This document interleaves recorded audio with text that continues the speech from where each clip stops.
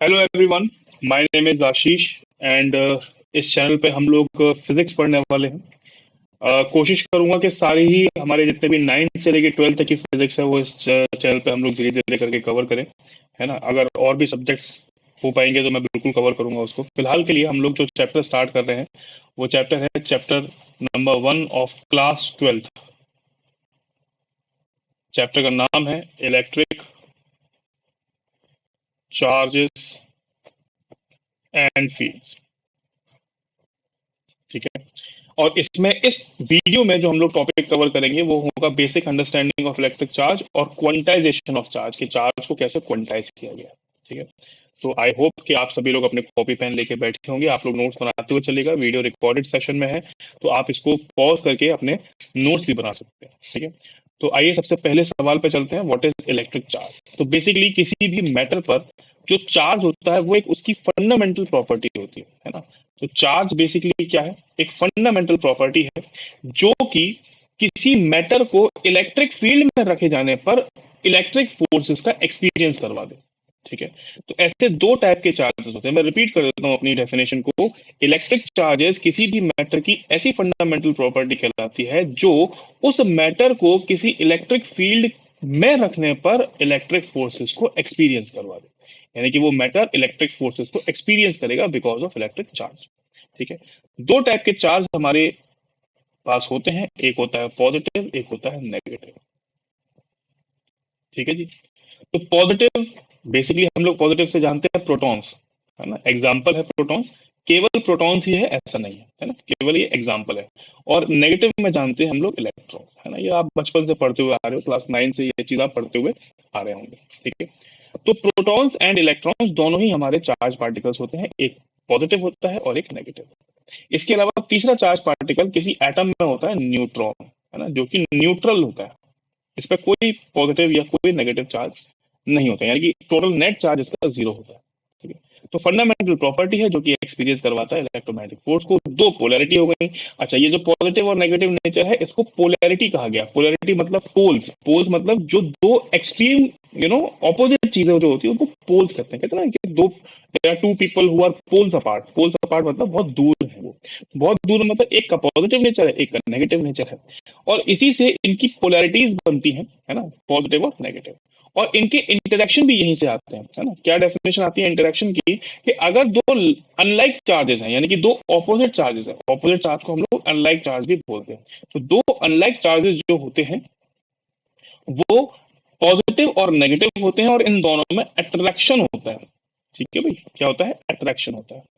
दूसरा, इन दोनों के बीच में रिपल्शन होगा जब ये लाइक चार्जेस होंगे, यानी कि सेम चार्जेस होंगे, यानी कि दो पॉजिटिव और दो नेगेटिव, यानी कि दो पॉजिटिव को जो हम लोग साथ में ऐसे रख देंगे, दो पॉजिटिव चार्जेस हैं तो ये दोनों आपस में क्या करेंगे, अट्रैक्ट करेंगे। और अगर दो नेगेटिव सॉरी दो पॉजिटिव अगर हमने रखे हुए हैं तो दो पॉजिटिव रिपेल करेंगे, क्योंकि लाइक चार्ज हो जाएंगे। दो पॉजिटिव एक दूसरे को रिपेल करेंगे, दो नेगेटिव अगर रखे हुए तो ये भी एक दूसरे को रिपेल करेंगे।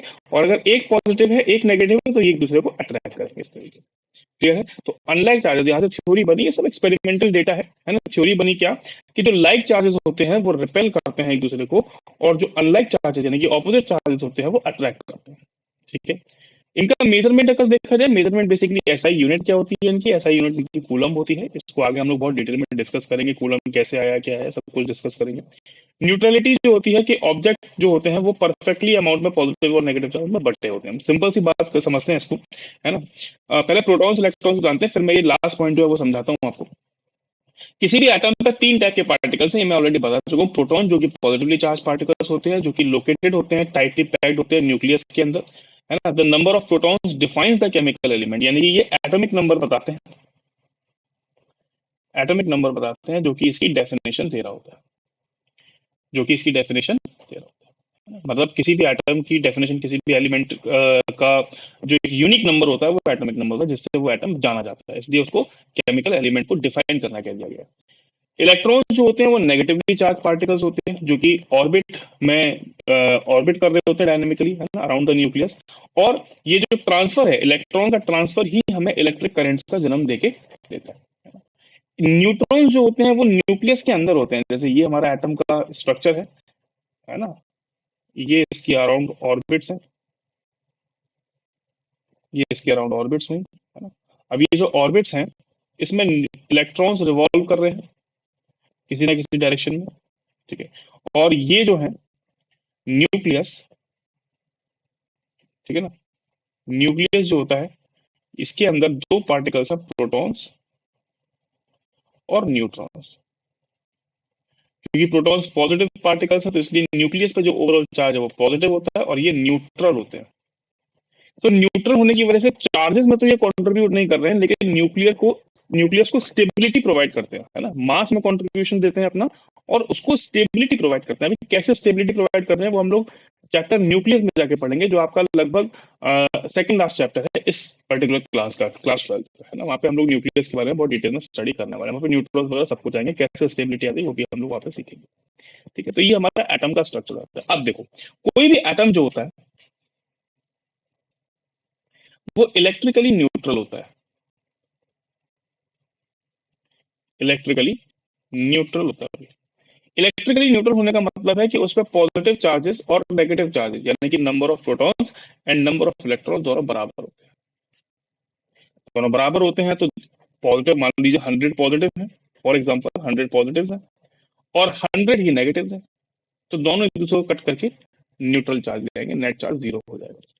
तो एटम पे या किसी भी ऑब्जेक्ट पे जो नेट चार्ज होगा वो हमेशा जीरो होगा। तो जीरो चार्ज का मतलब ये नहीं कि उसका कोई चार्ज नहीं है, उसका नेट चार्ज जीरो, यानी कि number of protons and number of electrons दोनों बराबर हो गए। पहली बात तो ये हमारे दिमाग में होना चाहिए। दूसरी बात कि हमारे पास मान लीजिए कोई बॉडी है, हमारे पास मान लीजिए कोई एक बॉडी है, रैंडम बॉडी है, ये नेगेटिवली चार्ज बॉडी है, नेगेटिवली चार्ज है। अगर ये बॉडी नेगेटिवली चार्ज है तो ये नेगेटिव चार्ज कैसे हुई होगी, क्योंकि हमने इसमें, क्योंकि देखो इनिशियली तो ये दोनों बराबर ही होंगे, तो इनिशियली तो number of protons number of electrons बराबर ही। लेकिन अगर मैं इसमें कुछ इलेक्ट्रॉन्स सप्लाई कर दूं, है ना, इलेक्ट्रॉन्स क्या करूं, इसको दे दूं, तो इस पर कुछ इलेक्ट्रॉन ज्यादा आ जाएंगे। मान लीजिए इनिशियली इसके पास 100 प्रोटॉन थे और 100 ही इलेक्ट्रॉन थे, तो ये दोनों मिलके नेगेटिव, ये दोनों मिलके न्यूट्रल हो गए। और हमने इसमें मान लीजिए फॉर एग्जांपल 10 इलेक्ट्रॉन्स प्रोवाइड कर दिए, तो इसके पास 10 इलेक्ट्रॉन का एक्स्ट्रा चार्ज आ जाएगा, 10 electron extra charge, extra charge.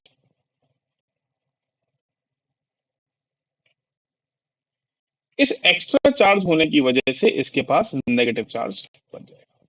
Clear है, ये बॉडी जो है वो नेगेटिवली चार्ज बॉडी हो जाएगी। सेम इसी तरीके से अगर कोई बॉडी है मेरे पास जिसमें पॉजिटिव चार्ज है ना, this body is positively charge, तो क्या मैं इसको प्रोटॉन्स प्रोवाइड कर दूं, क्या मैं इसको प्रोटॉन्स प्रोवाइड कर दूं? नहीं, मैं इसमें से इलेक्ट्रॉन्स को निकालता हूं। मान लीजिए मैंने 10 इलेक्ट्रॉन्स इसमें से निकाल लिए, इसमें भी पहले 100 प्रोटॉन्स और 100 इलेक्ट्रॉन्स थे, मैंने फॉर एग्जांपल मैंने 10 इलेक्ट्रॉन्स निकाल लिए। पॉजिटिव चार्ज करने के लिए कभी प्रोटॉन्स नहीं प्रोवाइड करते, क्योंकि प्रोटॉन्स मूवेबल नहीं होते हैं, न्यूक्लियस के अंदर स्टेबल होके बैठे हुए हैं। इलेक्ट्रॉन्स मूव करते हैं, एक बॉडी से दूसरे बॉडी तक इलेक्ट्रॉन जाते हैं, है ना। तो इलेक्ट्रॉन ही मैंने एक्सट्रैक्ट कर लिए, तो यहाँ पर क्या होगा, 10 इलेक्ट्रॉन्स का डेफिसिट हो जाएगा, there will be a 10 electrons deficit, यानी कि ये बॉडी क्या हो जाएगी फिर, पॉजिटिवली चार्ज। ठीक है, तो एटम को नेगेटिव या पॉजिटिव चार्ज करने के लिए हमें इलेक्ट्रॉन या तो देना होता है या उससे बाहर लेना होता है। अगर वो दे दिया गया है, बॉडी को इलेक्ट्रॉन दे दिया गया है, तो वो बॉडी नेगेटिवली चार्ज रहेगी, और बॉडी से इलेक्ट्रॉन ले लिया गया है तो वो बॉडी पॉजिटिवली चार्ज रहेगी।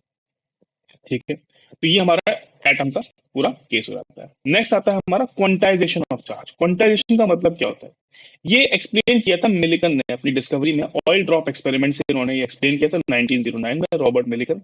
ये एक बहुत फेमस फिजिसिस्ट हुए थे, है ना। फिजिक्स एक्सपेरिमेंट में इन्होंने पूरा अपना एक्सपेरिमेंट किया था, जिससे पता चला था कि हमारा जो चार्ज है किसी भी ड्रॉप पे या किसी भी चीज पर, वो एक पर्टिकुलर वैल्यू का मल्टीपल होता है। ठीक है, तो अब हम लोग आगे बढ़ेंगे। क्या बताया है उन्होंने एक्सपेरिमेंट में, पहले वो बात करते हैं। सबसे पहले उन्होंने एक एटोमाइजर लिया हुआ है। एटोमाइजर मतलब आप ऐसे कह सकते हो एक टाइप की स्प्रे बॉटल, है ना, जैसे सैनिटाइजर्स की या डिओड्रेंट्स की या सेंट्स की, है ना, बॉटल्स होती हैं, वैसे इन्होंने एटोमाइजर लिया हुआ है। और एटोमाइजर यहाँ से जब इन्होंने, है ना, फ्लश किया है, तो ये जो है ये एटम्स के फॉर्म में जो ड्रॉपलेट्स हैं, ऑयल की ड्रॉपलेट्स जो है वो यहाँ पर आई हैं। क्योंकि ऑब्वियसली ऑयल की ड्रॉपलेट में ग्रेविटी इसके इन्फ्लुएंस में होगी, ग्रेविटी के इन्फ्लुएंस में होगी ऑयल ड्रॉप्स, तो ये नीचे की तरफ आ रही होंगी, इनका मूवमेंट नीचे की तरफ होगा। ठीक है, यहाँ पर उन्होंने एक मेटल प्लेट रखी हुई है जो कि पॉजिटिवली चार्ज है, ऑब्वियसली बैटरी से कनेक्ट है इसलिए पॉजिटिवली चार्ज है। और यहाँ पर एक प्लेट रखी हुई है जो कि नेगेटिवली चार्ज है, ऑब्वियसली बैटरी के नेगेटिव इलेक्ट्रोड से ये जुड़ी हुई है।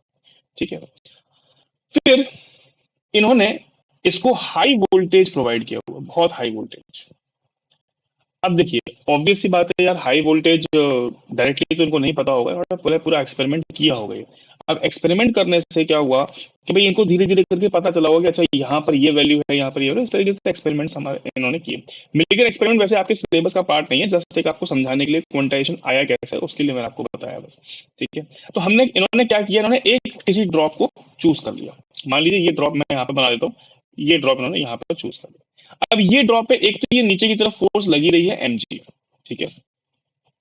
इसके साथ साथ यहाँ पर कोई गैस थी इस चैम्बर में, एक कोई गैस थी, कोई सी भी गैस ले सकते हो आप, H2 ले सकते हो, है ना। बेसिकली ज्यादातर एक्सपेरिमेंट्स में H2 ही ली जाती है, ये एटम बहुत ही सिंपलीफाइड एटम होता है उसका। H2 हो सकती है, O2 हो सकती है, CO2 हो सकती है, कुछ भी। और इन्होंने यहां से पास करवाई है एक्स रेज। अब जैसे ही इन्होंने एक्स रेज पास करवाई, जो गैस वहां पर मौजूद थी वो आयोनाइज हो गई, है ना। कैसे हो गई? आयोनाइज हो गई। जैसे ये आयंस में कन्वर्ट हुई तो इसने कई सारे इलेक्ट्रॉन्स दे दिए, और ये इलेक्ट्रॉन्स इस गैस पार्टिकल, सॉरी ये ऑयल पार्टिकल के आसपास जाके स्टिक होने लगे। यानी कि ये जो चीज थी, ये जो ऑयल ड्रॉप थी, इसके चारों तरफ इलेक्ट्रॉन्स जाके स्टिक होने लगे। अब इन्होंने यहां पर हाई वोल्टेज से प्रोड्यूस करी इलेक्ट्रिक फील्ड, और इलेक्ट्रिक फील्ड ऊपर की तरफ काम करने लगी, इलेक्ट्रिक फोर्सेस ऊपर की तरफ काम करने लगी। इलेक्ट्रिक फोर्स का फॉर्मूला होता है Q इंटू ई, चार्ज जो भी है वो इंटू ई, ये चार्ज हमें पता करना है। और जो मैग्नेटिक फोर्स है, ग्रेविटेशनल फोर्स है, वो तो हमारा mg है ही। तो दोनों फोर्सेस बराबर होंगी तभी इन्होंने इसको होल्ड किया है। इन्होंने क्या किया ना, बेसिकली ये फोर्स जो प्रोवाइड कर रही है इससे ऑयल ड्रॉप को नीचे नहीं आने दे रहे हैं, उस ऑयल ड्रॉप को, उसी ऑयल ड्रॉप पे इन्होंने इतनी फोर्स लगा दी कि वो mg को काउंटर करते हुए बराबरी पे आ गई, और जो ऑयल ड्रॉप है वो एक जगह पे होल्ड हो गई है ना। होल्ड कब हो सकती है? जब जब QE और mg बराबर हो। तो यहां से इन्होंने पता किया Q बाय एम का ratio that becomes G by e. अगर हम गैस के बारे में बात कर रहे हैं तो ऑब्वियसली उसका मास भी हमें पता ही होगा, तो जी पता है, इलेक्ट्रिक फील्ड ये खुद ही अप्लाई कर रहे हैं, तो इन्होंने वैल्यू वहां पे नोट डाउन करी होगी। और एम क्योंकि गैस है, गैस का मास हमें पता होता है, तो वहां से इन्होंने चार्ज को कैलकुलेट किया। अब जब चार्ज कैलकुलेट हुआ ना, ऐसा एक बार नहीं, ऐसा कई बार इन्होंने कैलकुलेशन किया। जब चार्ज कैलकुलेट होकर आया तो इन्होंने क्या पाया कि चार्ज जो आ रहा है किसी भी उस ऑयल ड्रॉप पे, वो हमेशा हर बार एक पर्टिकुलर फैक्टर का मल्टीपल है। किस फैक्टर का? 1.6 इंटू 10⁻⁻19 फैक्टर का ये मल्टीपल आ रहा है, और ये मिनिमम वैल्यू ऑफ चार्ज भी है। मिनिमम वैल्यू भी इनको यही पता चली। तो उन्होंने कहा कि यार मिनिमम वैल्यू है तो इलेक्ट्रॉन हो सकता है एक इलेक्ट्रॉन जाके स्टिक हुआ हो, तो ये मिनिमम वैल्यू है, और बाकी के बस दो इलेक्ट्रॉन हो गए। ये बेसिकली हुआ क्या, थोड़ा सिंप्लीफाइड वे में समझते हैं इसको, कि इलेक्ट्रिक चार्ज हुआ क्या होगा कि इलेक्ट्रिक चार्ज में दो पार्टिकल्स थे, प्रोटॉन्स, बेसिकली पॉजिटिव और नेगेटिव से हम उसको बोलेंगे। प्रोटॉन्स तो इसका एलिमेंट्री पार्टिकल है जिसको हम लोग यूज कर रहे हैं, पॉजिटिव एंड नेगेटिव, है ना भाई। तो पॉजिटिव का जो फंडामेंटल पार्टिकल है वो है प्रोटॉन, और नेगेटिव का जो फंडामेंटल पार्टिकल है वो है इलेक्ट्रॉन, है ना, वो है इलेक्ट्रॉन। ये फंडामेंटल पार्टिकल है। फंडामेंटल पार्टिकल का मतलब है कि ये फर्दर डिवाइड नहीं हो सकते। ये सिंपल इंटीजर्स में इनका नंबर रहेगा। इंटीजर्स बेसिकली, अब इंटीजर्स तो नेगेटिव भी होता है, नेगेटिव में नहीं आता, बेसिकली नेचुरल नंबर्स में इनका नंबर हमारे पास रहेगा। तो जैसे फॉर एग्जांपल अगर मैं किसी बॉडी पर कहूं कि भाई किसी बॉडी पर एक इलेक्ट्रॉन ही है, एक इलेक्ट्रॉन का चार्ज कितना होगा? 1 into 1.6 into 10⁻⁻19, that is 1.6 into 10⁻⁻19।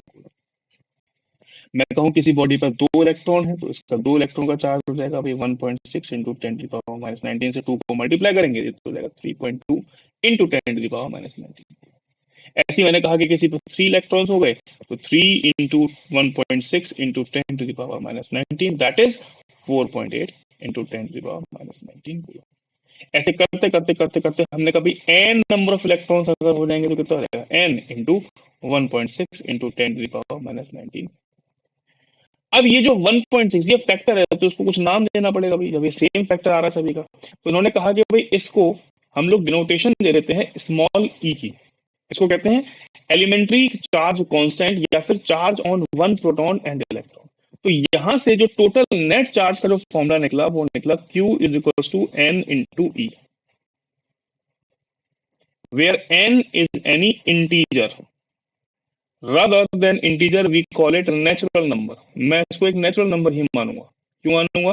क्योंकि इंटीजर नेगेटिव में हो सकते हैं और number of protons number of electrons he negative. मतलब कोई कह सकता है कि भाई किसी भी बॉडी पर -5 इलेक्ट्रॉन्स है, नहीं 5 इलेक्ट्रॉन हो सकते हैं, उसका चार्ज नेगेटिव है वो एक बात अलग है, लेकिन -5 इलेक्ट्रॉन नहीं हो सकते। इसलिए natural number would be the better way, है ना, टू अंडरस्टैंड दिस। लेकिन हम लोग इसको क्या कहेंगे, Q is equal to n ही कहेंगे, क्योंकि चार्ज जो टोटल निकल के आता है वो माइनस में निकल के आता है, तो चाहो तो n इसके साथ लगा दो माइनस या इसके साथ, वो बेसिकली ये वैल्यू है नेगेटिव वाली, -1.6 इंटू 10⁻⁻19, है ना, इस तरीके से।